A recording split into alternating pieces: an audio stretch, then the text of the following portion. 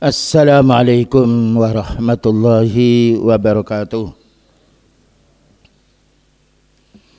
Innal hamdalillah nahmaduhu wa nasta'inuhu wa nastaghfiruh wa na'udzu billahi min shururi anfusina wa sayyiati a'malina may yahdihillahu fala mudilla lahu wa may yudlil fala hadiya lahu. Asyhadu an la ilaha illallah wahdahu la syarika lahu wa asyhadu anna Muhammadan abduhu wa rasuluh. Allahumma salli wa sallim ala nabiyyina Muhammad wa ala alihi wa sahbihi wa man tabi'ahu bi ihsanin ila yaumiddin, amma ba'du. Ma'asyiral muslimin, jamaah salat subuh yang dirahmati oleh Allah Ta'ala, patutlah kita sebagai hamba Allah yang tidak lepas daripada nikmatnya, terutama nikmat din, nikmat yang kekal, yang menjadi sebab bahagianya manusia di akhirat yang nanti, dan juga mendapatkan ketenangan ketika di dunia. Inilah yang harus kita syukuri. Kita awali lembaran hidup kita pada pagi hari ini dengan beribadah kita kepada Allah berupa sholat subuh berjamaah, yang ini pahalanya seperti orang sholat semalam suntuk yang mengalahkan dunia seisinya. Nikmat-nikmat yang semacam ini harus kita ingat, karena kita akan mati dan orang meninggal dunia tidak akan dibawa kecuali amal. Selanjutnya kaum muslimin wal muslimat, a'azani wa anzakumullah, pembahasan kita untuk pagi hari ini yaitu membahas keutamaan menuntut ilmu din. Keutamaan menuntut ilmu din. Namun sebelum kami bahas pembahasan ini, tidak ada bencana dan bala yang paling besar yang menimpa kaum muslimin di dunia ini melainkan bencana sebab berdakwah tauhid, menyampaikan ilmu, dan sebab orang itu menuntut ilmu. Nah, ya. Ini harus kita fahami. Tidak ada bencana yang paling besar yang menimpa kepada kaum muslimin di dunia ini melainkan orang yang mendakwakan ilmu dan penuntut ilmu. Dan ini harus kita fahami risiko. Tapi bencana yang menimpa di dunia hanya sebentar, berapalah umur kita. Namun kenikmatan kita berdakwah ini kalau ikhlas karena Allah dan cocok dengan sunnah, kekal selamanya. Sengsara sebentar untuk kebahagiaan selamanya.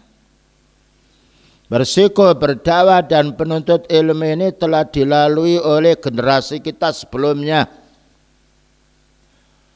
Perhatikan, semua utusan Allah Ta'ala mulai Nabi Nuh alaihissalam sampai kepada Rasulullah SAW itu para nabinya mesti dimusuhi. Ya. Tidak ada yang disayangi oleh orang kafir. Mesti dimusuhi. Padahal sebelumnya Nabi Muhammad sallallahu alaihi wasallam ketika belum berdakwah, semua bangsa Arab menjuluki Al-Amin. Ini orang yang dipercaya ini. Senang karena akhlaknya mulia. Tetapi ketika mulai berdakwah muncul. Karena Allah Ta'ala ketika menjadikan orang mukmin mesti ada musuhnya. Yaitu orang kafir. Ketika orang kafir tidak senang dengan orang muslim, musuh itu sudah wajar, itu sudah fitrah manusia. Perhatikan, tidak ada para nabi yang tidak dimusuhi. Bahkan Nabi Zakaria dibunuh karena berdakwah. Dan Rasulullah SAW diusir pula dari kota Mekah karena berdakwah, bukan mencuri, bukan karena berdagang. Ini resiko bagi orang yang menyampaikan dakwah, bagi orang yang yaitu mendengarkan dakwah din. Ya. Sampai orang-orang yaitu umatnya Nabi Nuh alaihi salam mengatakan, wa qalu la tadharunna aliyatakum. Nuh itu kamu jangan perhatikan, kamu jangan tinggalkan sembahan-sembahanmu. Wala tadharunna watta wala suwa, itu dalam surat Nuh.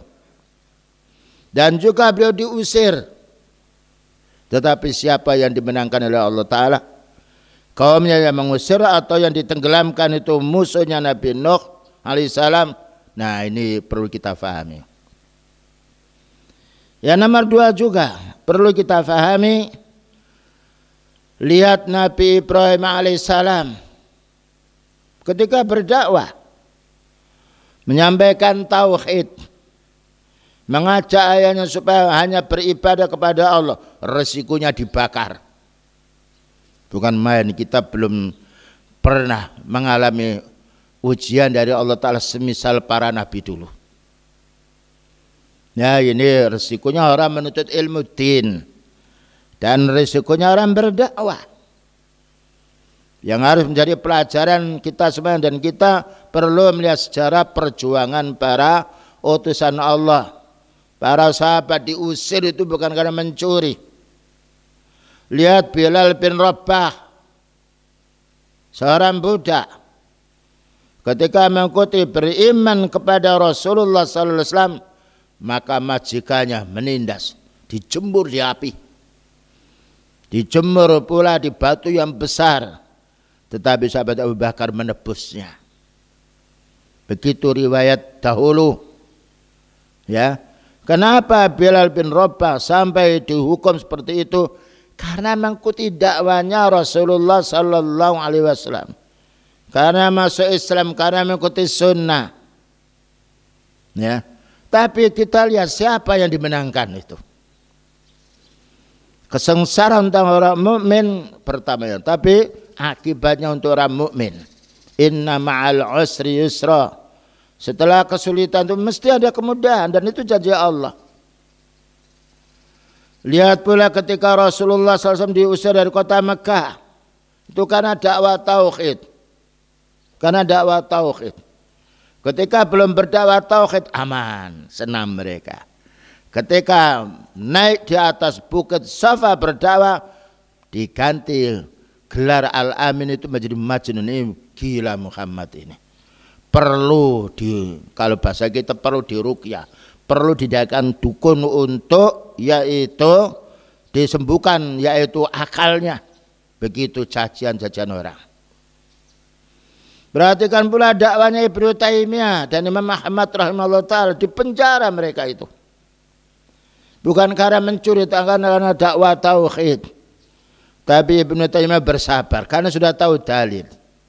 Resiko bagi orang menyampaikan yang hak. Ya, semua begitu. Orang-orang muslim yang dipenjara oleh yaitu orang-orang penguasa dahulu, al-wasik yang lainnya, itu karena sebab dakwah. Tapi siapakah yang ditolong oleh Allah? Imam Ahmad rahimahullah ta'ala mendapatkan fitnah dari kelompok Khawarij, dari kelompok Mu'tazilah, tetapi Allah menolong Imam Ahmad rahimahullah ta'ala. Ya, maka Allah menjadikan orang-orang yang al-wasik ini diberi petunjuk oleh Allah ta'ala, suruh pulang orang tua itu. Begitu Nabi Musa alaihissalam mau dibunuh oleh Fir'aun, sebab apa? Mendakwakan tauhid. Ya, ketika Allah Ta'ala menyuruh kepada Nabi Musa, idhab ila Fir'auna innahu tagha. Pergi kamu ya Nabi Musa kepada Fir'aun, karena itu dia itu taghut. Ya, mereka menjadikan dirinya sebagai ilah. Bayangkan, kita belum pernah menghadapi situasi seperti itu, tapi dilaksanakan oleh Nabi Musa alaihissalam. Mau dibunuh, tetapi Allah menyelamatkan Nabi Musa, dan Allah menghancurkan Fir'aun dan bala tentaranya. Itulah kaum muslimin yang harus kita pelajari. Karena Allah berfirman, wal aqibatu lil muttaqin. Pungkasan yang baik untuk orang beriman. Tidak ada sejarahnya orang kafir dimenangkan oleh Allah Ta'ala karena menzalimi para anbiya. Dan karena doanya orang dizalimi itu mustajabah. Ya. Bukankah beliau bersabda, ittaqi da'watal madlum. Hati-hati kamu dengan doanya orang dizalimi. Subhanallah, ini senjata yang kuat. Fa innahu laisa bainahu wa bainallahi hijab. Maka Allah Ta'ala tidak menghalangi doa mereka. Itulah senjata utama kaum muslimin, bukan tergantung dari senjata fisiknya tapi doanya. Karena Allah sudah berjanji, ya ayyuhalladzina amanu in tansurullaha yansurkum wa yutsabbit aqdamakum. Wahai orang beriman, kalau kamu mau menolong agamanya Allah, nah ya, yansurkum, Allah akan menolong dirimu. Siapa para nabi yang tidak ditolong oleh Allah Ta'ala? Para sahabat tidak ditolong, inilah yaitu yang harus kita fahami. Tapi kita bukan serampangan dakwah. Dakwah kita bukan pencaci, bukan pengolok-olok. Namun dakwah kita menyampaikan yang hak. Inilah pelajaran buat kita semuanya. Dan mungkin kita juga bisa belajari peristiwa kita ketika mau membangun masjid di tempat ini. Antum saksikan sendiri. Tapi Allah Ta'ala berjanji akan menolong hambanya. Cuma kita perlu perjuangan. Ya, perlu perjuangan. Segala sesuatu dialami dimulai dengan sulit. Kita lahir bukan langsung terbang, bukan langsung berdiri, nyonggo gulu, kelenger lunggu kita. Kalau ibu kita atau saudara kita menggendong kita keliru, keseliu. Makanya anak kecil itu banyak sakitnya, sedikit-sedikit pergi ke rumah sakit. Dipijeti, keseliu, panas. Itu perjuangan menunjukkan kita itu awalnya seperti itu. Tapi kalau sudah besar, lain dia. Bisa membantu yang kecil. Itu gambaran yang harus kita fahami agar kita tetap istiqamah di dalam dakwah ini. Tidak ada yang ditakuti kecuali Allah. Fala takhafuhum wa khafuni in kuntum mu'minin.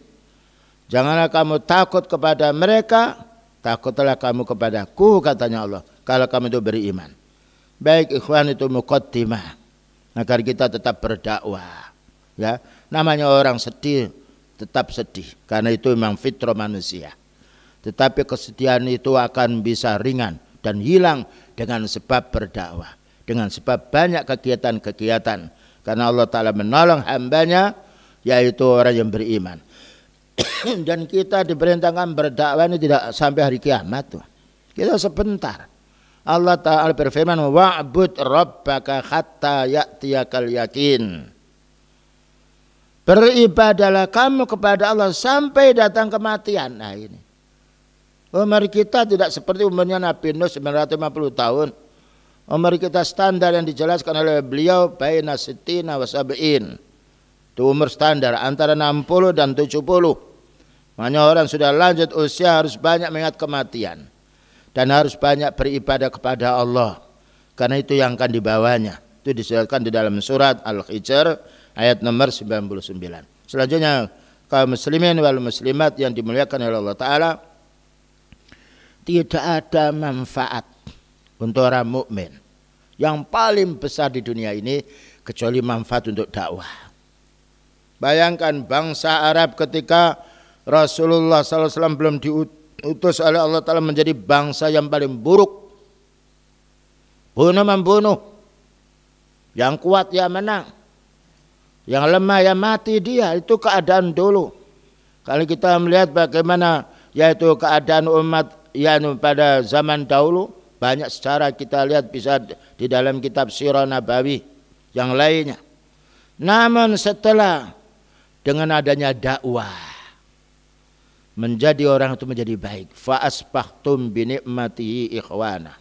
Allah beritahu kepada para sahabatnya, kamu itu loh dulu sebelum mendengarkan mengikuti dakwahnya Rasulullah SAW, kamu itu bercerai, bunuh-membunuh.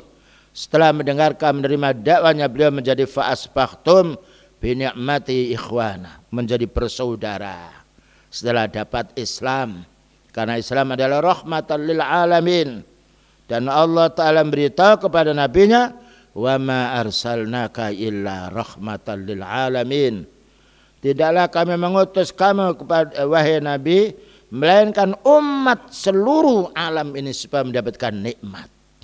Dan betul, yang dikatakan oleh Allah Ta'ala tidak berselisih dari kenyataan. Dengan sebab dakwah ini menjadi sebab orang mendapatkan petunjuk. Karena pemberi petunjuknya adalah Allah. Tapi perlu sebab.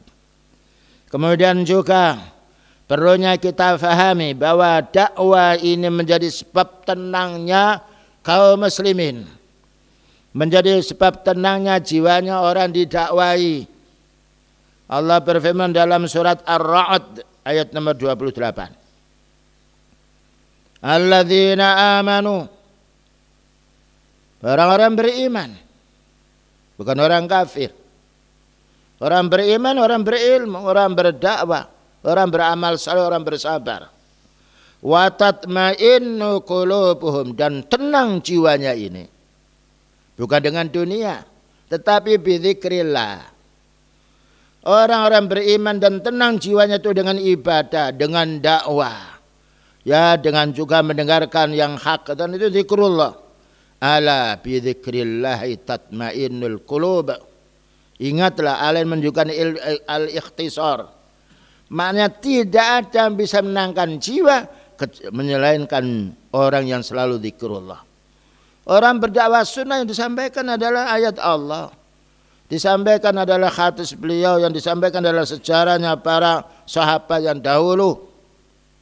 Maknanya orang kalau sakit dia berdakwah, terhibur dia sakitnya. Karena dia teringat dengan ayat. Kita kalau sakit perbanyak baca Al-Quran, perbanyak baca yaitu hadis, insya Allah akan mengurangi kesakitan kita.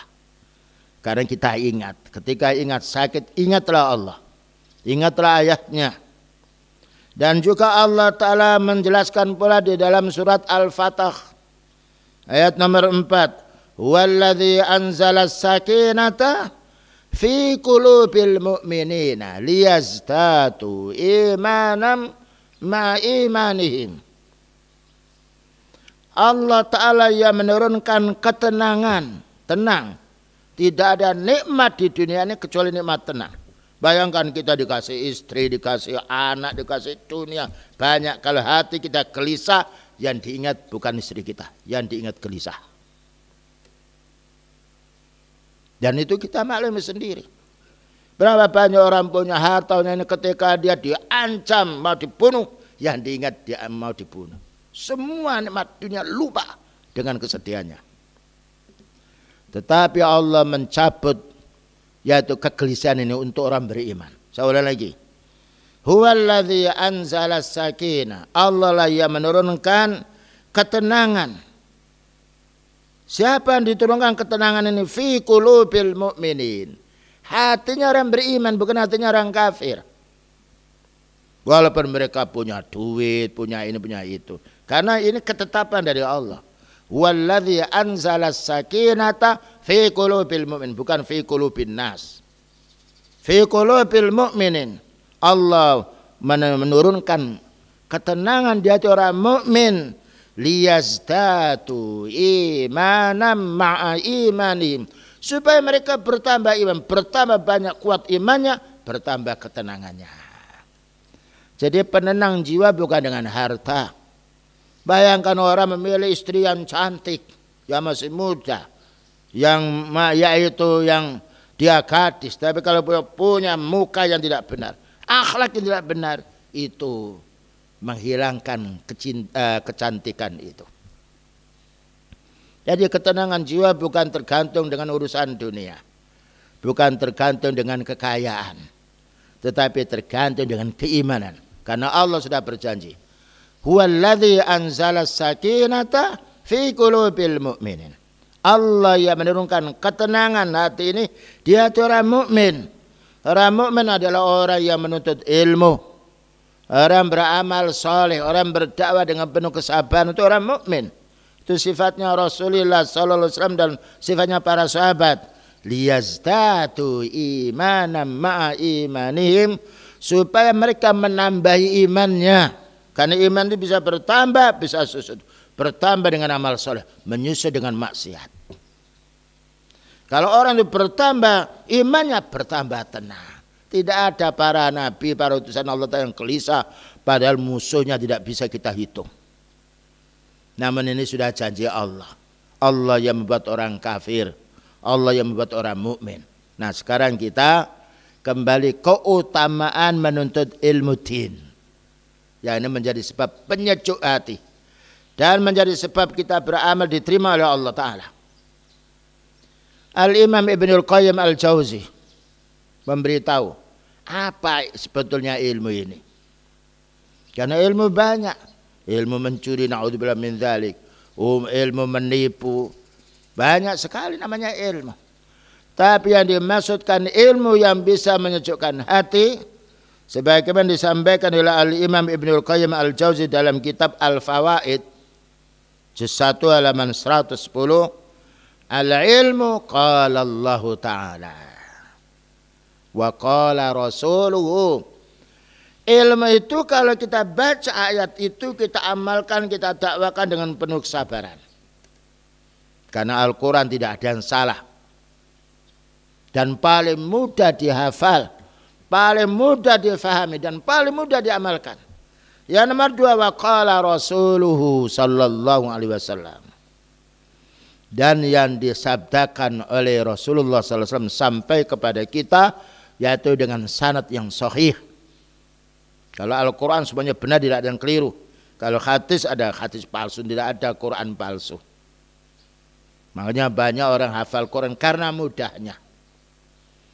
Belum tentu orang itu bisa menghafal ketentuan manusia. Qala sahabatu, dan juga perkataannya para sahabat. Hum ulul irfan, mereka itu orang mempunyai ilmu. Karena para sahabat menimba ilmu dari beliau. Ini yang dinamakan ilmu jika sumbernya dari Quran. Kan Quran kalamullah. Jika sumbernya dari hadis, karena itu wahyu.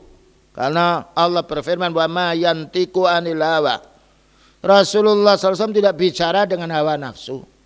In huwa illa wahyu yuha, tapi itu wahyu yang Allah wahyukan kepadanya. Makanya tidak ada benturan antara hadis yang sahih dengan Al-Quran. Karena sama-sama wahyu, cuma beda. Kalau Al-Quran mutawatir, Allah Ta'ala yang bicara. Kalau hadis itu maknanya dari Allah Ta'ala, redaksinya dari beliau. Dan para sahabat dipuji oleh Allah Ta'ala. Banyak ayat yang memuji para sahabat. Was-sabiqunal awwalun minal muhajirin wal ansar. Surat Taubat nomor 100 itu insyaAllah, kalau enggak salah. Pendahulu-pendahulu yang pertama dari sahabat muhajirin dan ansar, walladzina taba'uhum bi ihsanin, dan orang-orang mengikuti para sahabat dengan baik. Ya. Radhiyallahu anhum wa radu'an. Allah meridhai mereka dan mereka ridha kepada Allah. Nah, ya. 3 ini yang menjadi pegangan kita. Para ulama yang lainnya ketika mengikuti 3 ini bisa kita ikuti. Kalau tidak, tidak. Dan yang berkata ini adalah orang punya ilmu. Imam Ibnul Qayyim Al-Jauzi yang terkenal ahli sunnah. Dan banyak kitabnya dikagumi oleh para ulama sunnah. Imam Syafi'i mengatakan, al-ilmu ma qala Allah Ta'ala. Ilmu itu yang difirmankan oleh Allah Ta'ala. Bahkan beliau mengatakan, semua ilmu selain Al-Quran hanya menyibukkan, hanya mempersulit otak. Dan betul. Kecuali sabda Nabi SAW. Kecuali ilmu fikih yang difahami oleh para sahabatnya. Dan ini Imam Syafi'i rahimahullah ta'ala yang punya kitab, yang banyak ilmunya. Dan tidak benturan antara para ulama dengan ulama. Karena masdarnya, sumbernya sama dari Al-Quran dan Sunnah. Tetapi kalau para imam dia keliru, memaklumi kesalahannya, menyadari dan meralat kesalahannya untuk kembali kepada yang hak. Silakan melihat kitab Syarah Aqidah At-Tahawiyah juz 1 halaman 18. Ya. Ini para ulama sunnah yang menekuni Al-Quran dan hadis pemahaman para sahabat. Ternyata ilmu selain Al-Quran cuma memusingkan kepala, kecuali hadis, karena hadis penjelas Al-Quran. Kecuali para sahabat, karena para sahabat bertemu dengan beliau dan beliau mengajari mereka. Kemudian juga Allah Ta'ala menjelaskan warisan yang paling membahagiakan hidup adalah warisan ilmu. Bayangkan kalau ada orang tua, anaknya dia soleh, anaknya dia baik, walaupun orang tua miskin tidak akan perang antara anak dengan anak. Tapi kalau orang tua kaya raya, anaknya tidak tahu din, setelah meninggal dunia berperang, menjadi musuh, berebut masalah urusan dunia. Nah, tetapi orang berebut dengan ilmu tidak mendatangkan bencana, tidak mendatangkan bahaya, karena mereka tahu ilmu itu paling manfaatnya kita. Nah, oleh karena itu Allah Ta'ala memberi warisan kepada para nabi bukan dengan harta yang banyak. Ya, rata-rata nabi miskin-miskin dia. Karena apa? Sibuk dengan ilmu, sibuk dengan dakwah, sibuk dengan memperbaiki umat. Ternyata ketenangan di situ. Karena manusia kalau meninggal dunia kaya raya tidak bisa dibawa ke kuburan. Siapapun yang kaya meninggal dunia dikubur dengan jasad, ditutupi dengan kain.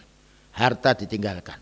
Tapi kalau orang itu punya ilmu, tidak ada orang pinjam ilmu, hutang ilmu, mencuri ilmu, menggendam ilmu. Karena ilmu mengikuti orangnya. Nah, inilah kenikmatan ilmu. Tidak ada yang bisa mencuri, dikasihkan ilmu bertambah kuat hafalannya. Inilah keistimewaan ilmu yang tidak bisa ditandingi dengan dunia seisinya. Maka beliau bersabda, wa innal anbiya'a, sesungguhnya semua para nabi, lam yuwarrisu dinaron, tidak pernah meninggalkan kepada anak istrinya dinar emas wala dirham, dan tidak pula meninggalkan mewariskan dirham.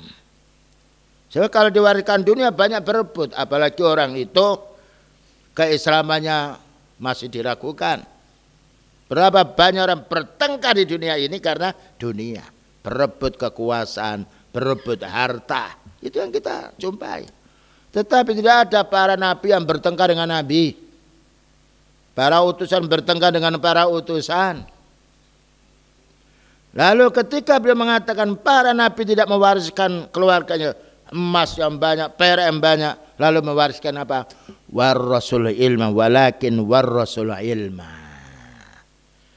Tetapi para nabi mewariskan ilmu, dan ilmu itu kalau diwariskan tidak akan habis. Bayangkan penyebab kita mendapatkan ilmu dari beliau. Seandainya beliau tidak menyebarkan ilmu kepada para sahabat, para sahabat tidak menyebarkan ilmu kepada tabi'in, para tabi'in tidak menyebarkan ilmu kepada ahli hadis, ahli hadis tidak menyebarkan ilmu dari kita, bodoh kita ini, tidak tahu apa-apa. Itulah baiknya para ulama yang Allah Ta'ala memuji. Innama yakhshallaha min ibadil ulama, bukan aghnia. Yang paling takut kepada Allah Ta'ala di antara hambanya ini adalah orang punya ilmu din, bukan orang kaya. Nah, ya. Innama yakhshallaha min ibadil ulama. Nah, jadi para nabi, nah ini perlunya kita bagaimana? Ya, kita punya anak. Mungkin kita keilmuan kita terbatas. Tapi kalau kita menyekolahkan anak kita menjadi orang punya ilmu, manfaat untuk orang tua. Bukankah idza matal insanu inqata amaluhu? Manusia itu kalau mati sudah putus amalnya. Ya, kecuali 3 perkara. Shadaqatin jariyah. Itu kalau punya duit kita bisa sedekah. Wa ilmin yuntafa'u bihi, dan ilmu yang bermanfaat kalau kita punya ilmu yang bisa kita dakwakan. Wa waladin shalihin yad'ulah, dan anak soleh yang mendoakan. Tidak mungkin anak soleh yang mendoakan kepada orang tuanya kecuali anak itu menuntut ilmu din. Bayangkan ya kawan, kalau kita punya anak kita arahkan kepada din, baik masyarakat ini, baik masyarakat. Dan itu kita tahu sendiri karena Allah menjadikan baiknya orang dengan ilmu, dengan beramal soleh. Tapi kalau anak ini sekolahkan urusan dunia saja, jangan cari di dunia. Halal haram tidak tahu, yang penting dapat. Dan terjadinya huru hara di permukaan dunia ini karena kejahilan, bukan karena ilmu. Taruhlah ada orang yang menyelewengkan ilmunya tapi sedikit. Karena Allah Ta'ala sudah menjanjikan bahwa ulama ini warasatul anbiya. Faman akhadahu bihadzin wafirin. Siapa yang mengambil ilmu yang banyak, maka mereka mengambil bagian yang banyak sekali. Ya. Tidak ada kekayaan melebihi kekayaan ilmu. Inilah perlunya kita mulai sekarang. Ya, sebelum kita meninggal dunia, bagaimana kita bisa didoakan oleh anak kita. Bagaimana kita punya warisan paling baiknya, warisan ilmu. Anak kita didik, kita pondokkan. Ya, kita bersabar. Kekurangan tidak mengapa, yaitu agar terpenuhi anak kita didik. Lain. Ya, anak yang didik dengan didin, dengan tidak itu berbeda. Dan itu sudah menjadi fitrah manusia.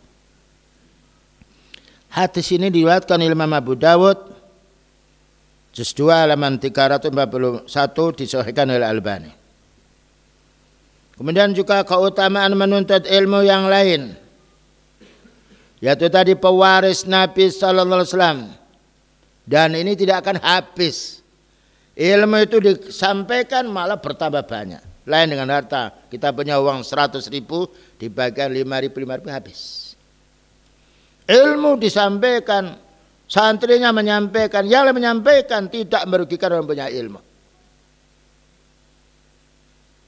Nah, selanjutnya yang nomor 2, ulama memiliki derajat yang tinggi.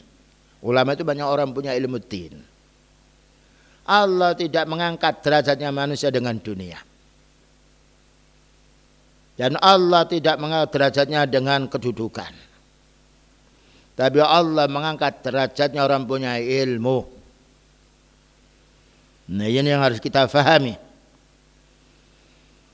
Nah, Ibnul Qayyim al-Jauzi memberikan penjelasan, manusia memiliki derajat yang tinggi bila dia dikaruniai ilmu din. Bukankah ada ayatnya, yarfa'illahu alladhina amanu minkum walladzina utul ilma darajat. Allah mengangkat kemuliaan manusianya 2. Yarfa'illahu alladhina amanu minkum. Maka Allah Ta'ala akan mengangkat derajat orang-orang beriman. Ya. Diangkat derajat orang beriman. Tidak ada para nabi yang diremehkan oleh Allah. Diangkat derajatnya keimanannya. Walladzina utul ilma, dan orang mencari ilmu din. Mencari ilmu din. Para ulama mencari ilmu dunia itu hukumnya mubah, bukan wajib. Mencari ilmu din wajib. Wajibnya bukan wajib kifayah, wajib aini masing-masing. Karena ilmu din menjadi sebab diterima amal ibadah kita. Bayangkan kalau antum kerja di pabrik, tidak punya keilmuan yang dibutuhkan oleh pabrik, tertolak kita. Itu urusan dunia. Yang kita mendapatkan gaji nanti habis gaji itu. Makanya beliau mengatakan al-ilmu bit-ta'allum. Ilmu itu hanya satu cara untuk mencarinya, dengan belajar. Dan tidak bisa dicuri. Berbeda dengan orang hutang duit tidak kembali. Dicuri harta. Siapa yang bisa hutang ilmu? Tidak ada. Karena ilmu hanya satu. Al-ilmu bit-ta'allum. Ilmu itu diperoleh dengan belajar. Jangankan kita, Rasulullah SAW itu ummi, tidak baca, tidak bisa tulis. Tetapi Allah Ta'ala menyuruh malaikat ajari Rasulullah SAW. Nah, akhirnya menjadi orang punya ilmu. Mengamalkan ilmu, mendakwakan ilmu dengan penuh kesabaran. Selanjutnya Ibnu Utsaimin rahimahullah ta'ala berkata dalam kitabnya Al-Ilmu, ulama sunnah diangkat derajatnya di dunia dan di akhirat. Ulama sunnah diangkat derajatnya di dunia karena menyampaikan yang hak. Di akhirat mendapatkan pahala karena dia menyebarkan ilmu. Ketinggian derajatnya disesuaikan dengan amal yang dikerjakannya. Karena suatu saat orang hanya membual menyampaikan ilmu tapi dia melupakan ilmu, ini orang yang tidak benar. Menyampaikan ilmu lebih mudah daripada mengamalkan ilmu. Karena mengamalkan ilmu resikonya tinggi. Menghadapi orang-orang yang ahli bid'ah, menghadapi orang-orang sekuler, menghadapi orang-orang yang sifat yang lainnya. Nah, ini yang perlu kita pahami, bagaimana kita berilmu, menerapkan ilmu walaupun orang tidak senang, walaupun kita dicaci. Karena pekerjaan mereka mencaci, orang mukmin tidak mencaci dia. Adapun di dunia dia diangkat derajatnya di hadapan manusia sesuai dengan yang diamalkan. Nah ini, bayangkan orang mukmin tidak mencuri, tidak mengurangi timbangan, tidak bohong dia, tidak korupsi dia, tidak mengambil haknya orang lain, tidak memotong gajinya orang. Bukankah itu satu kebaikan? Cuma manusia itu punya hawa nafsu. Orang tinggal yang menang mana fitrahnya apa hawa nafsunya. Kalau orang itu kuat imannya, kuat ilmunya, kalah hawa nafsunya. Tapi kalau orang itu tipis imannya atau tidak punya ilmu, hawa nafsu yang menjadi raja.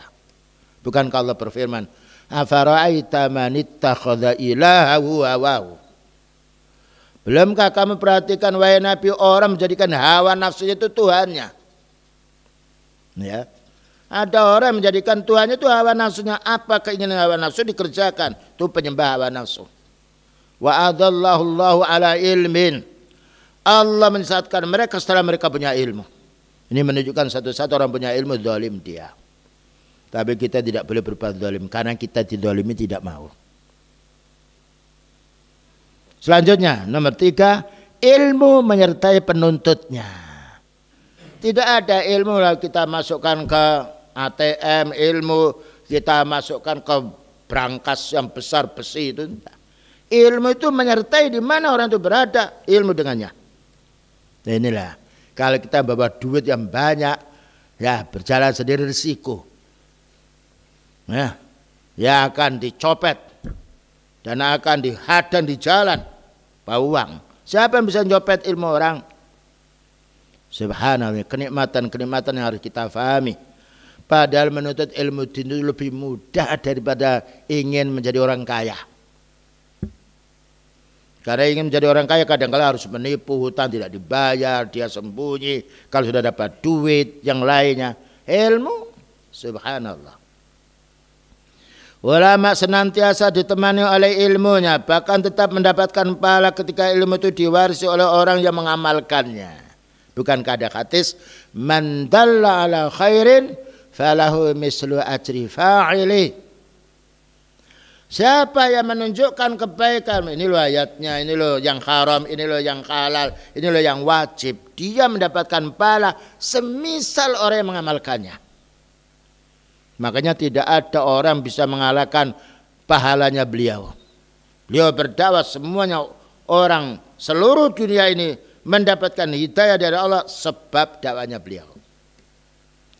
Tapi awal dakwanya beliau sengsara. Diusir dari kota Mekah, diusir para sahabatnya. Itu risiko dakwah. Padahal beliau tidak mencuri, tidak berbuat jahat, tapi sebab mendakwakan tauhid. Kalau tauhid itu ditegakkan, nah, mendiring orang-orang yang musyrik, mendiring orang-orang ahli bid'ah. Bukankah terjadi kerusuhan-kerusuhan mereka menyerang dakwah sunnah karena tidak cocok dengan hawa nafsu? Tapi Allah tetap berjanji menolong hambanya yang beriman. Dan itu sudah kita saksikan sendiri. Sedangkan pemilik dunia dia ditinggal oleh dunianya. Ya ini. Tidak ada orang mati lalu emasnya dibawa ini pak, ini bu, anaknya yang ini bawa harta bapak dikubur.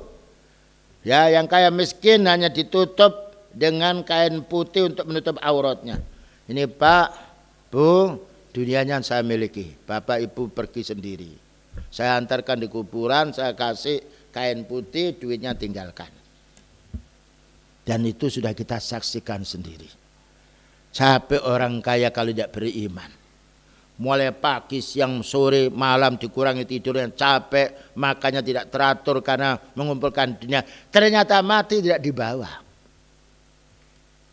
Bukankah beliau bersabda, idza matal insanu, kalau orang itu sudah mati, ingqata amalu, putus, tidak berdagang lagi, tidak menunggu tokonya, berhenti lagi tentang pekerjaannya, duitnya tidak bisa dibawa, illa min salasin, kecuali 3 perkara. Nah, apa itu? Sedekahun jariyah. Kalau harta yang kita miliki yang halal ini kita sedekahkan. Biasanya kalau harta haram itu susah orang menyedekahkan. Tapi kalau harta itu halal, makanya beliau berpesan, makanya Allah berpesan pada para utusan, ya ayyuhar rasulu kulu minat thayyibati wa'malu sholihah. Wahai para utusan Allah, makanlah yang baik-baik, maknanya makan yang halal, wa'malu sholihah, dan beramal yang soleh. Artinya harta yang halal itu akan mengantarkan orang itu untuk beramal soleh. Kadang kita minta bantuan pada orang kaya, bisa saja Pak ya, bisa saja Pak ya. Tapi kita minta bantuan orang miskin, subhanallah. Karena dia tahu uang yang diinfakkan itu tabungan dia untuk di akhirat. Tapi orang kafir merasa loh, kalau uang saya ini saya kasihkan nanti kan berkurang. Tapi orang mukmin dunia ini akan bermanfaat, harta ini akan bermanfaat apabila aku tabung di akhirat. Aw ilmin yuntafa'u, ini bagi orang tidak punya duit. Jadi karunia oleh Allah Ta'ala ilmu, bagaimana ilmunya manfaat pada umat. Awalatin salihin yad'ulahu, atau anak yang soleh yang mau mendoakan orang tuanya. Nah, inilah perlunya kita orang awam yang punya duit, sekolahkan anak kita kepada din. Ya, tidak ada penyejuk bagi orang tua kecuali anaknya dia datang, dia sholat, dia beramal ibadah, sejuk hati. Dan sekarang alhamdulillah pondok-pondok as-sunnah itu sekarang menolak santri. Karena apa? Banyaknya orang yang mau membodokkan anak-anaknya dan kurangnya fasilitas yang dimiliki oleh lembaga pendidikan itu sendiri. Ini suatu hal yang kita syukuri. Dan sekarang ma'had as-sunnah banyak jumlahnya. Rahmat dari Allah Ta'ala. Itu bukan hanya orang awam, saya orang punya kedudukan ya.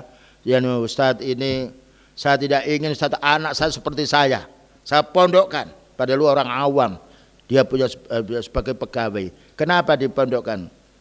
Dia tahu Ustadz, pokoknya saya ingin anak saya tidak seperti saya. Subhanallah. Begitu kalau Allah Ta'ala sudah memberi petunjuk seseorang, tidak ada yang bisa menghalangi. Walaupun istrinya menghalangi, yang lain tetap Allah Ta'ala yaitu memberi istiqomah kepada orang-orang yang beriman. Yang nomor 4, ilmu tidak sulit untuk menjaganya. Kalau kita punya duit tidak dijaga, copet orang. Ya, kita punya duit di rumah kita ya hanya dikunci biasa, dijebol. Ya, makanya orang harus punya berangkas dari besi yang besar itu. Itu pun orang bisa membukanya. Itu buatan manusia kok. ATM itu bisa diambil oleh orang loh itu. Loh itu kan. Kan banyak kebobolan itu. Karena buatan manusia. Siapa yang bisa membobol ilmu orang? Nah, inilah manfaatnya ya. Jadi ilmu tidak sulit menjaganya, karena ilmu kita jaga dengan amal yang soleh. Dijelaskan oleh Syekh Ibnu Utsaimin rahimahullah ta'ala dalam kitabnya, mengapa demikian? Karena ilmu disimpan di hati. Duit disimpan di kantong nggak kuat. Mawal-mawal ada orang dicopet. Dulu ada orang dari Arab dia kunjung, dolarnya kelihatan di sini di Tanah Abang, $1.000 hilang. Bukan 1.000, $100.000. Jaringan untuk membangun masjid. Menangis dia di Tanah Abang. Hari ini kelihatan. Kalau di Saudi tidak ada, kena potong tangan, bunuh. Dikiranya di sini sama dengan di sana. Tapi ilmu tidak ada. Orang menggendam ilmu tidak bisa. Mensihir orang bisa, mensihir orang ilmu tidak bisa. Illa kecuali apabila Allah Ta'ala mendaki untuk menjadi pelajaran, seperti pernah beliau disihir, ya, itu pelajaran bahwa beliau tidak bisa menolak bala kecuali ketentuan dari Allah. Tidak perlu gudang, tidak perlu penjaga ilmu ini, tidak perlu satpam ya untuk menjaga duitnya, tidak perlu orang yang kuat yang baju hijau untuk menjaga di rumahnya, tidak perlu dia. Bahkan ilmu yang menjaga ahlinya. Gimana ilmu menjaga kita? Kita mau mencuri, ingat mencuri potong tangannya. Mau berbuat zina, ingat nanti dirajam. Tidak jadi. Inilah perlunya kita bagaimana membekali diri kita dengan ilmu, lalu kita amalkan, karena ilmu itu akan bermanfaat jika kita amalkan. Selanjutnya, karena ilmu itu petunjuk. Nah, petunjuk dia. Mengingatkan saya ini mau pergi kemana. Ingat dalil, oh tidak boleh pergi ke tempat ini. Saya mau marah sama orang, ingat hadis la taghdab, jangan marah. Saya mau mengurangi timbangan, nah, ingat wailul lil mutaffifin, celaka bagi celaka bagi yang mengurangi timbangan. Ingin su'nidzon, ingat ayat ya ayyuhalladzina amanu ijtanibu katsiran minadz-dzon. Terus Allah mengingatkannya. Subhanallah. Ya. Makanya masyarakat itu akan aman kalau dididik dengan ilmu dan juga mengamalkan ilmu itu dan mendakwakan. Ya, lihat yaitu pada zaman beliau para sahabat menjadi baik sebab ilmu. Ulama-ulama menjadi baik sebab ilmu. Dunia bertengkar bingung, ulama tenang dia. Karena tahu keadaan di akhir zaman. Karena mereka telah membaca sebelum kejadiannya.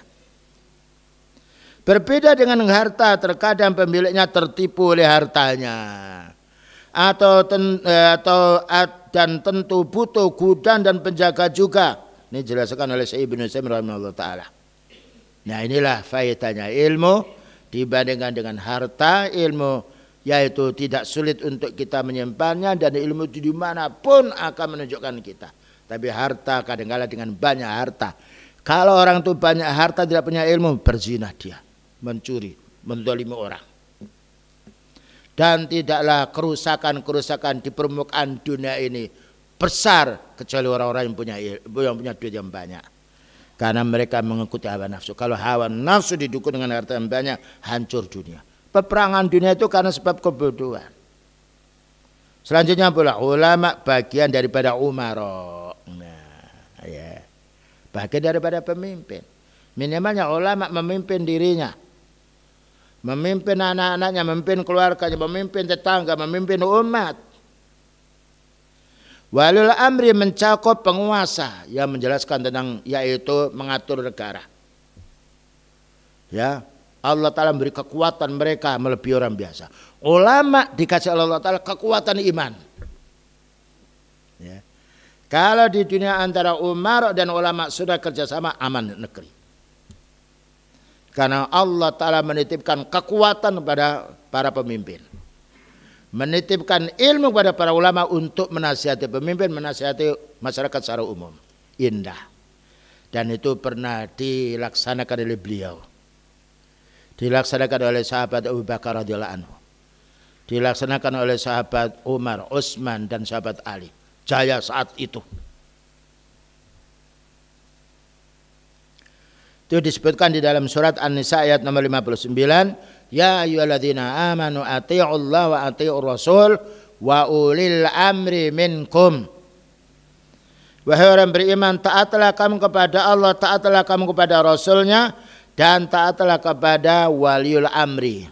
Di situ tidak ada kalimat wa ati, tidak ada wa ulil amri minkum.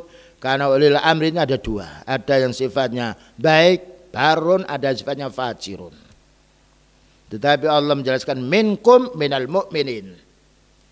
Karena iman ini yang mengikat dia untuk berbuat baik. Karena dengan iman itu yang mengingatkan dia agar supaya dia tidak curang. Kemudian berikutnya al-ilmu pelitanya umat. Masjid ini kalau tidak ada lampu petang, apalagi jam 12 malam. Kadang ada lampu satu, mata sudah melihat.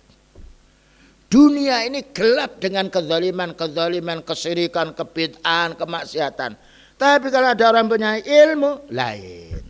Pak, jangan makan dengan tangan kiri. Pak, masuk WC kaki dulu, kaki dulu. Keluar dari masjid kaki dulu. Masuk masjid kaki kanan. Subhanallah.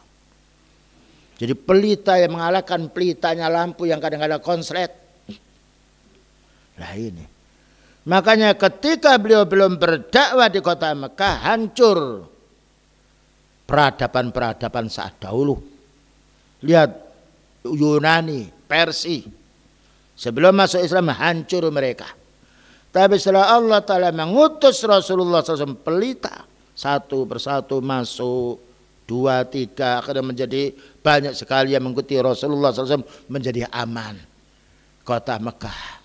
Sampai sekarang menjadi aman kota Madinah. Tidak ada orang bisa masuk karena kota Mekah dan Madinah dijaga oleh para malaikat.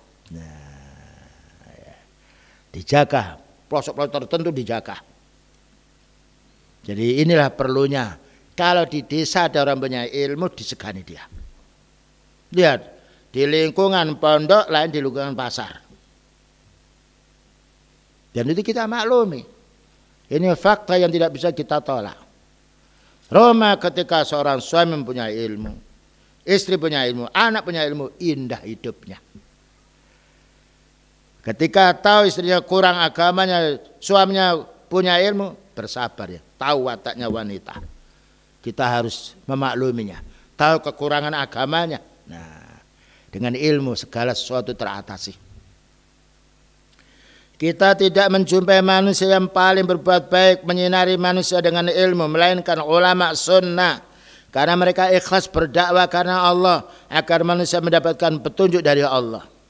Dalam ayatnya dari surat Al-Imran 164. Nah, ya. Laqad mannallahu 'alal mu'minina. Sungguh Allah memberi karunia terhadap orang mukmin, bukan orang kafir. Laqad mannallahu, sungguh Allah memberi karunia kepada siapa? 'Alal mu'minin, kepada orang mukmin. Karunia apa yang Allah berikan kepada orang mukminin? Harta? Bukan. Idz ba'asa fihim rasulan min anfusihim, tatkala Allah mengutus seorang utusan dari jenis manusia, yaitu Nabi Muhammad SAW. Satu contoh, kalau kita dalam desa ada orang punya ilmu, sering ngaji, aman. Ya, lihat orang-orang di kampung dia, itu kalau mereka tersentuh dengan ilmu. Ketika ada seorang ustadz ya berjalan, dia rok-rokan atau yang lain, masuk rumah dia malu dia. Ada ustadz loh. Fitrah yang tidak bisa dielakkan. Nah, apa pekerjaannya seorang utusan atau apa pekerjaannya kita umat Islam? Yatlu alaihim ayati. Orang ini, orang awam itu akan bisa menjadi baik kalau kita membacakan ayat Allah. Makanya dakwah beliau ketika di kota Mekah bukan politik dulu, bukan merangkul orang dulu. Ini kesalahan mereka, orang-orang pergerakan. Tetapi langsung ayat dibacakan, reaksi bangsa Arab saat itu. Naik di Bukit Sofa, menunjukkan dakwah bagaimana bisa didengar oleh orang banyak. Karena kalau kita naik di atas, ini suara itu akan menyebar. Makanya dengan mikrofon. Walaupun mereka tidak di masjid, mungkin di rumah. Siapa tahu. Karena Allah Ta'ala pemberi petunjuk. Allah Ta'ala mudah membolak-balikkan hati orang. Tidak ada manusia yang paling memusuhi beliau kecuali Umar bin Khattab. Subhanallah, ketika mendengarkan ayat, menjadi sebab dia mendapatkan petunjuk, menjadi orang pembela beliau sallallahu alaihi wasallam. Asalnya musuh menjadi kawan akrab. Karena Allah Ta'ala membolak-balikkan hati. Dan itu fakta dalam sejarah yang perlu harus kita lanjutkan. Jadi pertama, bagaimana kita bisa mendakwai mereka menjadi baik? Dakwai dengan Quran. Karena Allah berfirman, fadzakir bil Qur'ani may yakhafu wa'id. Ingatkan mereka dengan Quran. Bagi orang takut ancaman Allah, jangan diingatkan dengan pendapatnya si fulan. Kepala saya begini, utusannya apa itu, kelompok saya begini, tidak usah. Ya, kita ini yang paling baik mendakwai mereka dengan Al-Quran. Ya, fadzakir bil Quran, bukan fadzakir dengan otak kita. Bukan fadzakir dengan bapak kita, fadzakir bil Qur'an. Ingatkan dengan Al-Qur'an, may yakhafu wa'id, yang takut ancaman atau azab Allah. Lah ini dakwah ya kawan. Dakwah dengan Al-Qur'an mudah. Kalau ada masalah, Pak, ini saya bacakan ini Al-Qur'an. Pernah datang juga dulu di rumah saya ada huru-hara. Bapak melarang di masjid ada kuburannya. Pak, bukan saya melarang. Loh ini tulisan. Loh itu kan hadis beliau, Pak. Hadis Rasulullah SAW. Saya ambilkan yaitu Riyadhus Shalihin.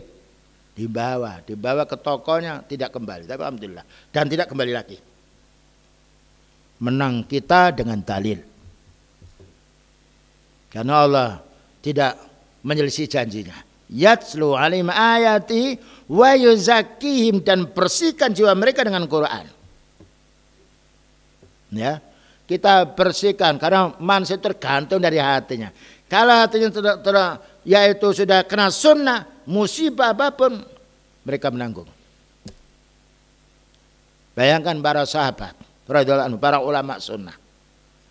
Yang nomor 3, wa yu'allimumul kitab, suruh mereka membaca. Kita perlu mengajarkan Quran, wal hikmah, dan perlu mengajarkan hadis. Nah, ini modal utama beliau dan para sahabat mendakwai umat sehingga menyebar alam ini. Bukan dakwah politik, dakwah mencari kursi, bukan. Mana dakwah mereka pergerakan yang berhasil, tidak ada. Hanya itu saja. Tetapi dakwah sunnah walaupun dicaci, yang lainnya dikatakan teroris, yang lainnya berjalan. Dan berapa banyak orang itu memahami din karena sebab dakwah sunnah. Dan ini kita rasakan sendiri. Nam wa in kanu min qablu la fi dhalalim mubin, padahal mereka itu sebelumnya tersesat. Tersesat karena mengikuti hawa nafsu. Ketika hawa nafsu dikalahkan dengan ayat, dikalahkan dengan hadis, menjadi paling baiknya umat. Ada suatu hadis, tinggal 5 menit lah, yang memberi penjelasan kepada kita. Hadis ini diriwayatkan oleh Imam Bukhari, Imam Muslim, nomor 4828. Innallaha la yaqbidul ilma. Allah Ta'ala tidak mencabut ilmu seseorang, ilmu din maksudnya. Intiza'an yantazi'uhu minan nas. Begitu saja dicabut oleh Allah Ta'ala ilmu din ini, tidak. Walakin yaqbidul ilma biqabdil ulama. Tetapi dicabut ilmu din dengan meninggalnya para ulama sunnah. Nah, jadi ulama sunnah ini ibaratkan waktu malam gelap gelita, kalau sudah tidak ada lampu, tabrakan kita satu sama lain. Bayangkan kita tidur malam jumlahnya 100 di masjid. Bangun malam mau kencing, nabrak di kita saudara kita. Tapi kalau ada lampu oplik kecil, tahu dia mata. Bagaimana kalau terang semacam ini? Jadi ulama ini pelitanya umat. Walakin yakbidul ilma biqabdil ulama. Tetapi Allah akan mencabut ilmu ini dengan meninggalnya para ulama, atau dengan mereka yang sudah tidak lagi mengurusi dengan ilmu din. Dan mereka ambisi dunia, ini bahaya. Hatta idza lam yatruk aliman, sehingga apabila sudah tidak ada orang punya ilmu, manusia mencari apa? Ittakhadhan nasu ru'usan juhalan. Mereka akan mengambil tokoh-tokoh yang tidak punya ilmu. Bayangkan kalau kita menyerahkan mobil untuk nyupir, dia tidak bisa nyupir, penumpang jadi musibah. Itu mobil perlu supir dan perlu kawasan. Menyupir mobil kecil dengan tronton beda. Ya, makanya SIM-nya beda, B2 atau C atau yang lainnya. Karena perbedaan itu dunia. Tidak sembarang orang, makanya orang ketika ngambil SIM, Pak, mau apa? SIM apa ini yang dicari ini? Dicek dulu, disuruh dia latihan dulu. Itu dunia seperti itu. Bagaimana din kita tidak pelajari? Karena apa? Kalau dia nobrok, risikonya yang ditobrok. Satu orang akibatnya banyak yang rusak, yang mati. Bagaimana dengan matinya agama? Kalau sudah tidak ada orang yang alim maka diurusi orang bodoh. Fasu'ilu, ketika orang bodoh ini ditanya hukum, fa'aftau bi ghairi ilmin, berfatwa dengan ngawur. Fadhallu wa adhallu, akhirnya sesat menyesatkan. Jadi pentingnya ilmu melebihi kepentingan kita makan, melebihi kepentingan orang sakit. Karena orang sakit menyadari dirinya sakit. Orang lapar menyadari dia lapar, tapi orang bodoh kadang-kala tidak menyadari kebodohannya. Begitulah ya ikhwah beberapa hal yang perlu kita fahami. Ya, cuma kita kembali lagi untuk menuntut ilmu syar'i, menyampaikan ilmu syar'i resikonya banyak. Tapi tetap Allah menjamin, ya ayyuhalladzina amanu in tansurullaha yansurkum wa yusabbit aqdamakum. Wahai orang beriman, kalau kamu mau menolong agama Allah, kita tolong agama Allah Ta'ala dengan berdakwah, dengan kita amalkan, ya, dengan kita penuh kesabaran, maka Allah akan menolong kita semuanya dan Allah akan meneguhkan yaitu hati kita. Begitulah yang dapat disampaikan. Wassallallahu ala nabiyyina Muhammadin wa ala alihi washabihi wasallam. Subhanakallahumma bihamdika asyhadu an la ilaha illa anta astaghfiruka wa atubu ilaik. Walhamdulillahirabbil alamin. Wassalamualaikum warahmatullahi wabarakatuh.